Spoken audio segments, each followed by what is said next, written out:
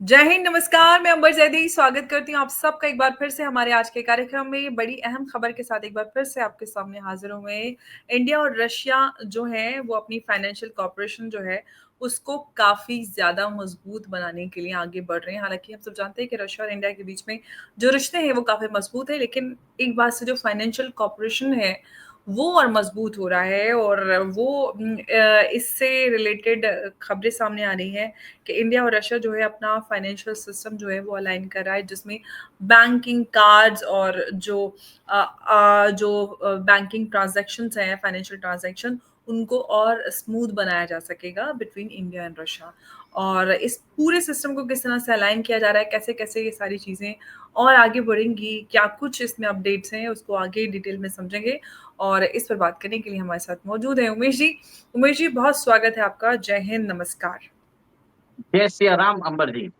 जय सिया राम। उमेश जी, जब बात आती है इंडिया और रशिया की, तो हम सब जानते हैं कि इंडिया और रशिया के बीच में जो रिश्ते हैं वो काफ़ी मज़बूत हैं। डिफेंस कॉर्पोरेशन की बात करें, लेकिन आज हम फाइनेंशियल कॉर्पोरेशन की बात करें। फाइनेंशियल कॉर्पोरेशन की बात करते हैं तो जब अलाइनमेंट ऑफ पेमेंट सिस्टम की बात आ रही है बिटवीन इंडिया एंड रशिया, तो इसमें क्या कुछ हम शिफ्ट देख सकते हैं about like you know shifting global financial order? What is in the store? देखिए अंबर जी, भारत और रशिया के बीच में यूक्रेन वॉर के पहले हमारा ट्रेड होता था, $10 बिलियन से ऊपर नहीं जाता था, हुँ, जिसमें हम रशिया से कम 3 या 4 बिलियन का एक्सपोर्ट करते थे, $6 बिलियन का इंपोर्ट करते थे। टोटल ट्रेड $10 बिलियन हुँ। से ऊपर नहीं था। जी। आज वो $75 बिलियन पहुंच चुका है। और आज हम रशिया से कम आप मान के चलिए $65 बिलियन हम इंपोर्ट करते हैं। अप्रोक्सीमेटली $10 बिलियन हम एक्सपोर्ट कर रहे हैं। और हुँ, सारा पेमेंट जो है ना, वो पहले डॉलर में होता था, अब हो रहा है लोकल करेंसी में, रूबल और रुपी में, जिसके कारण डॉलर का जो महत्व है, देखिए 75 बिलियन जो है लगता तो वेरी स्मॉल अमाउंट है, but hmm, if you see the larger game, इस हुँ। ये एक तरह से डॉलर के अंदर वो ट्रांजैक्शन होते थे, जिसमें भारत पहले डॉलर खरीदता था, रशिया भी डॉलर खरीदता था। तो जी। अमेरिका गेन करता था, अमेरिकन बैंक्स गेन करते थे कन्वर्शन चार्जेस पे, और हुँ, वापस वो जब अपनी करेंसी में वापस कन्वर्ट करते थे, उसमें भी उनको दो तरफ फायदा होता था।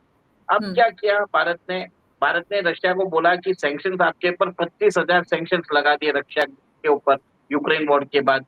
उनके $300 बिलियन के जो फॉरेन एक्सचेंज रिजर्व है, डॉलर डिनोमिनेटेड, वो फ्रीज कर दिए। अब भारत और रशिया ने एक सिस्टम इजाद किया, जिसमें उन्होंने बोला है कि हम अपने लोकल करेंसी में ट्रेड करेंगे। तो $75 बिलियन का लोकल करेंसी का ट्रेड, और ये धीरे-धीरे बढ़ता जा रहा है। आप सोचिए, हुँ, भारत रशिया से 38%, जो रशिया का जितना भी क्रूड एक्सपोर्ट होता है, उसका 45% चाइना लेता है, 38% भारत लेता है। तो ये हुँ, दोनों नेशंस इतने इम्पोर्टेंट हो गए हैं, जिसके कारण रशिया की इकोनॉमी चल रही है। नहीं तो जी। पूरा यूरोप, पूरा बाकी जितनी भी बड़ी-बड़ी इकोनॉमीज़ है, उन्होंने रशियन ऑयल लेना बंद कर दिया था। अब रशिया का गैस और ऑयल इंडिया और चाइना ले रहा है। इसके लिए आपने देखा कि कैसे डोनाल्ड ट्रम्प ने पहले धमकी दी थी रशिया को कि 50 दिन के अंदर आप नेगोशिएशन टेबल पे आ जाइए, नहीं तो मैं और सैंक्शन लगा दूँगा। उसके हुँ, बाद मार्क रूटे ने बोला है कि हम आपकी जो सेकेंडरी नेशंस है, जो आपको सपोर्ट करते हैं, इंडिया और चाइना, हम उसके ऊपर सैंक्शंस लगा देंगे। भारत के ऊपर आपको मालूम है कि कैसे डोनाल्ड ट्रम्प ने भी बाद में बोला है कि भारत को भी कंसीडर करना चाहिए ब्रिक्स से बाहर आने के लिए। तो हुँ, वार्निंग्स तो बहुत आ रही थी, और सडनली आप देखिए कि जैसे ट्रेड डील की डेडलाइन जो अगस्त 1 में आ रही थी, उससे पहले डोनाल्ड ट्रम्प ने 25% टैरिफ लगा दिया प्लस पेनाल्टी। अब ऐसी बात है अंबर जी, भारत को मलिश किया जा रहा है, और आगे भी बताया जा रहा है कि एक तरह से और भी टैरिफ लगने की संभावना है। और देखिए कैसे उन्होंने बोला, बोथ इकोनॉमी, इंडिया और रशिया की इकोनॉमी डेड इकोनॉमी हुँ, है।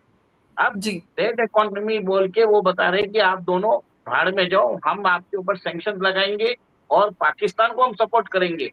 पाकिस्तान के अंदर हमने नेचुरल रिसोर्सेस, हमने वहां पे कैश रिजर्व और ऑयल रिजर्व हमने ढूंढा है। हम इसके लिए अमेरिकन कंपनी ढूंढ रहे हैं। हुँ, हम पाकिस्तान के अंदर अपना नया बेस बनाएंगे, जितनी भी रिफ्यूलिंग होगी वो पाकिस्तान में होगी। और पाकिस्तान में अगर होने के बाद वो अमेरिकन बेसेस जो इंडियन ओशन रीजन में है, उधर सप्लाई भी करेगा। और हम्म। यहाँ तक बात आ रही है कि पाकिस्तान में अमेरिकन ट्रूप जल्दी आने वाली है, और उसके कारण वो यहाँ पे एक तरह से ईरान और म्यांमार में शायद वो एक नया युद्ध चालू करने के फिराक में है। देखिए अंबर जी, अब आता हूँ रशिया के ऊपर। भारत के ऊपर क्यों ज्यादा गुस्सा है? चाइना को उन्होंने 90 दिन का टाइम दे दिया है, जी। पर भारत को उन्होंने एक तरह से सैंक्शन लगा दिया। क्यों लगाया? क्योंकि भारत लेता है उनसे जी। तेल लेता है, भारत उनसे लेता है फर्टिलाइजर लेता है, भारत उनसे लेता है डिफेंस इक्विपमेंट्स लेता है। तीनों जगह अमेरिका चाहता है कि भारत उनसे ले। भारत का जो अमेरिका के साथ जो ट्रेड है वो $130 बिलियन का है, जिसमें हम 85 बिलियन हम एक्सपोर्ट करते हैं, 45 बिलियन हम इंपोर्ट करते हैं। ये ट्रेड जो था, जब डोनाल्ड ट्रंप आए थे वो बोले हम $500 बिलियन कर सकते हैं। तो उन्होंने हम्म। भारत के अंदर अपनी जो डायरी है, अपनी जो एग्रीकल्चर है, जेनेटिकली मॉडिफाइड सीड्स है, उसको उसको अमेरिकन मार्केट के लिए ओपन करने के लिए बोला था, जी। जिसको भारतीय सरकार ने मना कर दिया, पॉसिबल नहीं है। और उसके जी। रेस्पॉन्स में इन्होंने भारत के ऊपर एक तरह से सैंक्शंस लगा दिया। सेकेंड, भारत अमेरिका से F-35 का प्लेन नहीं ले रहा है, तो ले रहा है Su-57। आपको देखिए, कल भी एक कंफ्यूजन आया था जिसमें हमने बात भी की थी कि इंडियन एयरफोर्स ने F-35 रिकमेंड किया, पर शाम को खबर आई कि इंडियन गवर्नमेंट ने सीधा बोल दिया अमेरिका को, हम आपसे F-35 नहीं लेंगे। सेकेंड, हम्म। एशिया पैसिफिक में आपको जो चाहिए, जिसका भी साथ चाहिए, आप उसका साथ लेके दिखाएंगे। हम चाइना को हम देखते हैं क्वाड बिना इंडिया के कैसे फंक्शन करता है, ये भारत ने तो क्लियर कट बोल जी, दिया है। उमेश जी, अभी सवाल ये है कि जो ये फाइनेंशियल कोलैबोरेशन है, इसको इस तरह से देखा जाना चाहिए कि एक अल्टरनेटिव एक क्रिएट हो रहा है, जो वेस्टर्न डोमिनेटेड नेटवर्क्स हैं like Swift and visa, Mastercard, उसका। देखिए, मैं वहीं पे आ रहा था। अब भारत ने क्या किया कि हमारा जो ट्रेड प्रोटेक्ट करने के लिए हमें दूसरी जगह से ट्रेड बढ़ाना पड़ेगा। इसके लिए आपने देखा भारत ने यूके के साथ एफटीए साइन किया, उन्होंने European free trade agreement sign किया। बहुत सारे नेशंस के साथ पहले से ही भारत ने एक तरह से जो स्टेप्स था उन्होंने ले लिया था, क्योंकि भारत को अंदेशा था कि अमेरिका इस बार दादागिरी दिखाएगा। अमेरिका, प्रेसिडेंट ट्रम्प चाहते थे कि उनकी महिमा गान हो और भारत के प्रधानमंत्री उनको इंडोर्स करे। भारत के प्रधानमंत्री ने कोई हुँ। एंडोर्समेंट नहीं किया। उन्होंने तो, जी। और जयशंकर साहब, सबने मतलब एक तरह से अमेरिकन राष्ट्रपति को इतना इग्नोर किया कि वो ह्यूमिलेट हो गए। और उसके बाद भारत के ऊपर उन्होंने एक तरह से सैंक्शंस लगाया। अब हुँ। मजे की बात देखिए, इसके अंदर इन सैंक्शंस में फार्मास्यूटिकल जो प्रोडक्ट्स है वो इन्वॉल्व नहीं है, इसमें हुँ। इलेक्ट्रॉनिक इक्विपमेंट इन्वॉल्व नहीं है। अब मैं आता हुँ। हूँ, भारत अपना यूपीआई और रशिया अपना जो पेमेंट सिस्टम है एसपीएफएस, हुँ। जिसके अंदर बिल पेमेंट सिस्टम आता है, दोनों का इंटरलिंक कर रहे हैं। आज हम सिर्फ व्यापार अब हम कर रहे हैं रूबल और रुपी में, और भारत ने रशिया को जितना पेमेंट था वो सब सेटल डाउन कर दिया दिराम्स में, ठीक है, जी। पुराना पेमेंट। इससे भी अमेरिका पगला गया। अमेरिका को ये समझ में नहीं आ रहा है कि भारत अब इतना सपोर्ट क्यों कर रहा है रशिया को, और उन्होंने हुँ। सैंक्शंस भी लगाए थे, उन्होंने ये भी किया था।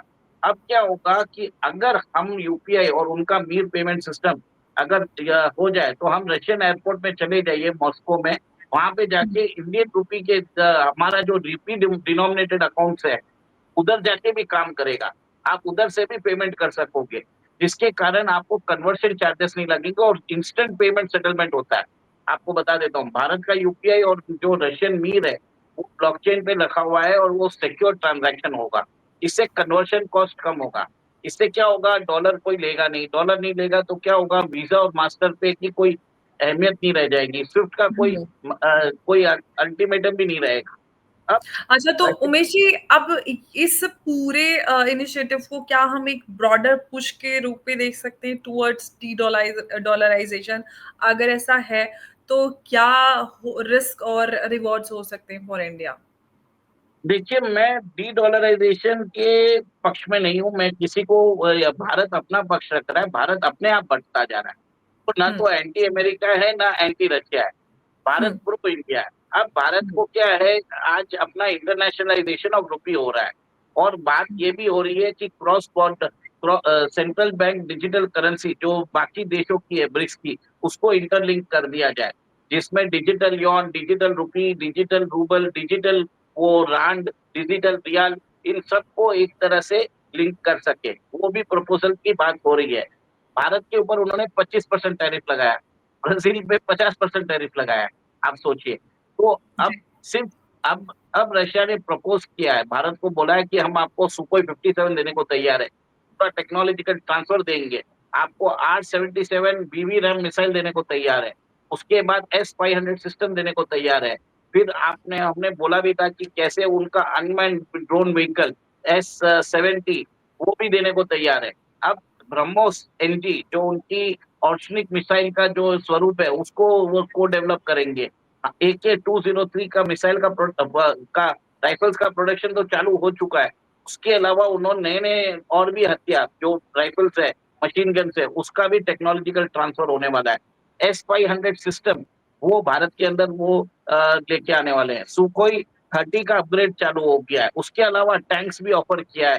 इतनी सारी हुँ। टेक्नोलॉजी ऑफर की है, भारत अभी आराम से रशिया से अपने डिफेंस कोऑपरेशन बढ़ा सकता है। सेकंड, आप ये देखिए रशिया और इंडिया के बीच में पहले सिर्फ डिफेंस था, अब था हुँ। एक फिर आया एनर्जी ट्रेड, अब एनर्जी के बाद ये फाइनेंशियल और एस्पेक्ट आ गया। रशिया ने प्रपोज किया है कि रशिया, इंडिया और चाइना का एक ट्राइलेटरल अलायंस बना लिया जाए। अगर ये बन जाता है तो वेस्टर्न हीजेमनी को हम चैलेंज कर सकते हैं। ये एक तरह से ग्लोबल जो लैंडस्केप में एक अर्थक्वेक जैसा हो जाएगा अगर तीनों नेशन मिल जाते हैं। अच्छा, तो उमेश जी यहाँ पर एक और मैं आपसे सवाल पूछना चाहूँगी आपसे कि ये जो फाइनेंशियल कॉर्पोरेशन है, क्या रशिया को हेल्प करेगा जो वेस्टर्न सैंक्शंस हैं, उनको बायपास करने के लिए? और अगर ऐसा है तो मतलब क्या इम्प्लिकेशंस हो सकते हैं इंडिया की जो for India at a global domestic balancing act? देखिए इंडिया ने तो अभी तक भी ट्रंप ने इतनी जो बातें की है, भारत ने बहुत ही म्यूटेड रिएक्शन दिया है। भारत ने तो इसको कंडम भी नहीं किया, ना तो कुछ इसको बताया है। हुँ, भारत ने क्लियर हुँ, कट बोल दिया ये सब चीजें नहीं कर सकते, आपकी डिमांड अनरीजनेबल है, खत्म बात वहां पे। और अब रशिया ने क्या प्रपोज किया है, रशिया बोल रहा है रशिया, इंडिया और चाइना तीनों मिलके अगर साथ में आ जाते हैं, एक ब्लॉक बना लेते हैं, तो आप सोचिए वर्ल्ड का अराउंड 45% का पॉपुलेशन, 40% पॉपुलेशन और रशिया का resources is enough to shape the global world order. इससे भारत, चाइना और रशिया तीनों डेवलप होंगे। ये रशिया ने प्रपोज किया है और रशिया चाहता है ऐसा अलायंस बने।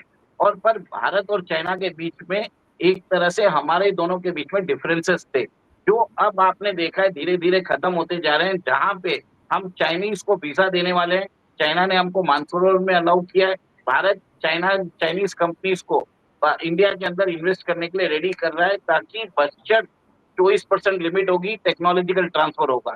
ये सब ये सब एक पॉजिटिव डेवलपमेंट्स आया है और बताया जा रहा है कि भारत का जो यूपीआई है, वो चाइना के जो cross inter bank payment system है और रशिया का एसपीएफएस है और बाकी जो जितनी भी ब्रिक्स कंट्रीज है, सबके साथ रशिया का मीर, एसईएफएस और ये जो इंडिया का यूपीआई और रूपे सिस्टम है, क्या इनका इंटीग्रेशन होगा और कुछ एक अल्टरनेट बन पाएगा स्विफ्ट वगैरह का कुछ इस तरह का? देखिए अल्टरनेट की नहीं है, एक एडिशनल बन जाएगा, मैं ये हाँ, मानता हूँ। एडिशनल या फिर एडिशनल बोल दीजिए।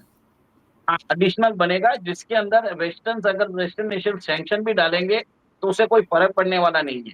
हमारा काम हुँ, चलता रहेगा, हमारा जल्दी पेमेंट सेटलमेंट होता रहेगा।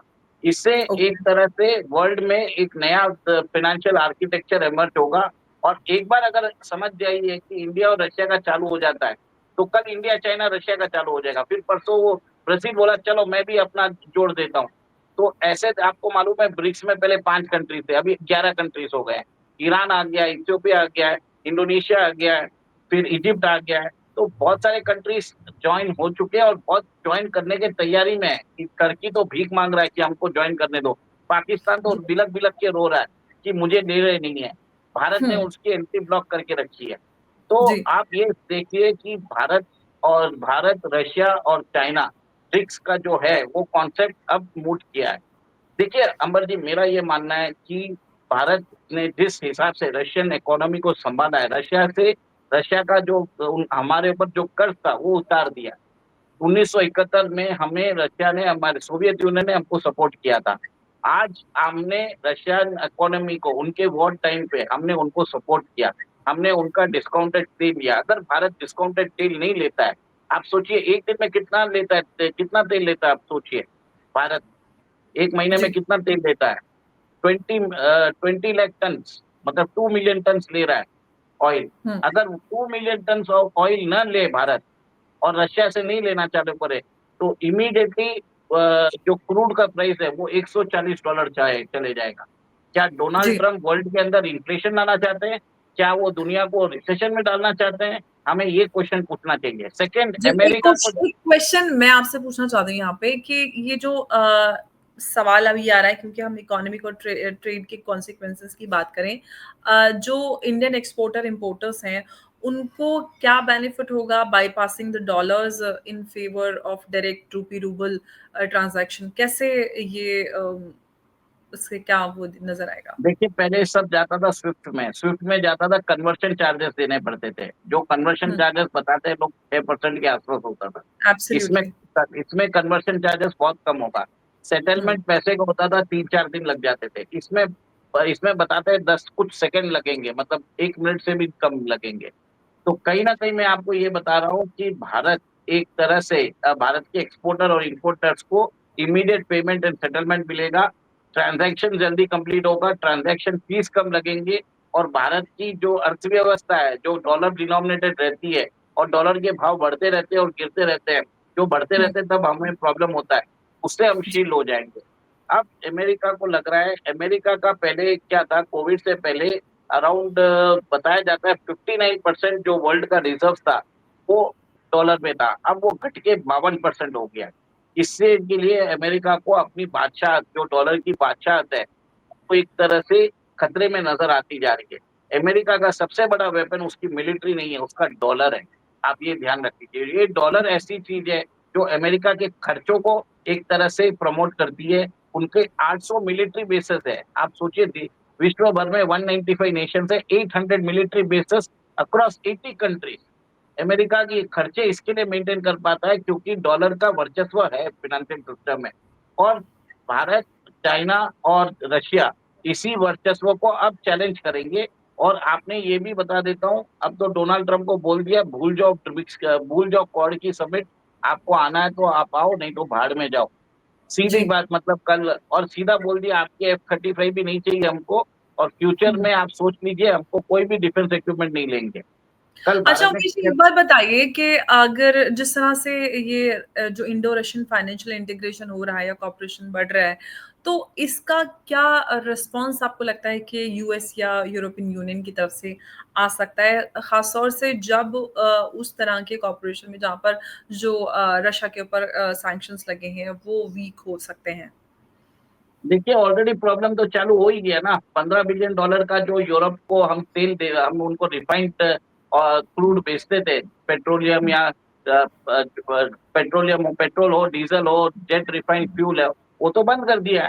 ठीक है, $15 बिलियन का वहां पे वो किया है। और एक चीज आप ये भी देख लीजिए, अमेरिका ने भी सैंक्शंस लगा दिए हैं। तो अमेरिका ने तो सैंक्शंस के बाद भारत, रशिया और चाइना साथ में आ रहे हैं। हमें हमारे पास कोई रास्ता नहीं तो छोड़ा है। हम तो बैठे रहे कि हम कहीं से उनसे ट्रेड डील कर लेंगे, पर ट्रेड डील करना नहीं चाहते, फालतू की बकवास करना चाहते हैं। दिन भर उनको नोबेल पीस प्राइज का भूत लगा हुआ है कि भारत से एंडोर्समेंट मिल जाए।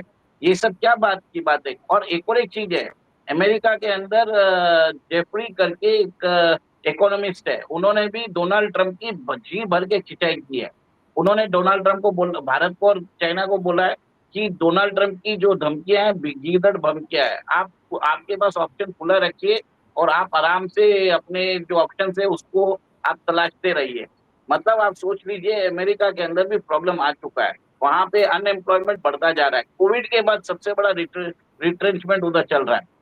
अमेरिकन इकोनॉमी आज भले ही ग्रो कर रही होगी, ग्रो कैसे करती है उसमें कैपिटलिस्ट को मजा होता है, वहां पे बिल्कुल। पैसे उमेश जी, वालों को। एक सवाल मैं आपसे और जानना चाहती हूँ, वो ये कि क्या इस स्टेप को हम मान सकते हैं एक broader step towards BRICS digital payment platform? मुझे तो यही लग रहा है कि अगर ये अमेरिका ने फर्स्ट सुसाइड स्टेप किया था रशिया को बैन करके, और अगर भारत को बैन करेगा तो अपनी कब्र खुद खोद रहा है। और एक तरह से ब्रिक्स पेमेंट सिस्टम को बनाना ही पड़ेगा, कोई उपाय नहीं है ना, क्योंकि फ्यूचर में बताया जा रहा है कि American troops are going to land in Pakistan, और वहां से वो पूरे मतलब एक तरह से मतलब पाकिस्तान ने तो बेच ही दिया अपनी कंट्री को, तो और जी। वहां से उधर अमेरिकन ट्रूप्स आती हैं तो कहीं ना कहीं प्रॉब्लम तो क्रिएट करेगी। आपके बांग्लादेश में क्रिएट कर चुके हैं उन्होंने, वहां पे मोहम्मद हुँ, यूनस को बैठा के, ठीक है। और म्यांमार में वो चालू करने वाले हैं, थाईलैंड और कंबोडिया के बीच में युद्ध उन्होंने चालू करवाया। तो हर जगह वो युद्ध चालू भी करवाना चाहते हैं, बंद भी कराना चाहते हैं, और फिर नोबेल प्राइज के लिए वो आतुर हो रहे हैं। तो और भारत के प्रधानमंत्री ने क्लियर कट बोल दिया है कि इंडो पाकिस्तान युद्ध में, ऑपरेशन सिंदूर में डोनाल्ड ट्रंप का कोई भी इन्वॉल्वमेंट नहीं था। इससे डोनाल्ड ट्रंप एक तरह से बहुत परेशान हो चुके हैं, और इसके लिए उन्होंने वो सैंक्शंस लगाए हैं। पर मेरा मानना है कि अमेरिकन कंपनी डोनाल्ड ट्रंप को बोलेंगी और उसके बाद कुछ ना कुछ चेंजेस आएंगे उनके रुख में, ये मेरा मानना है। जी। उमेश जी, बहुत-बहुत धन्यवाद आपका हमारे साथ आज की इस अहम चर्चा में जुड़ने के लिए। नमस्कार, जय हिंद, जय भारत। जय सिया राम। जय सिया राम।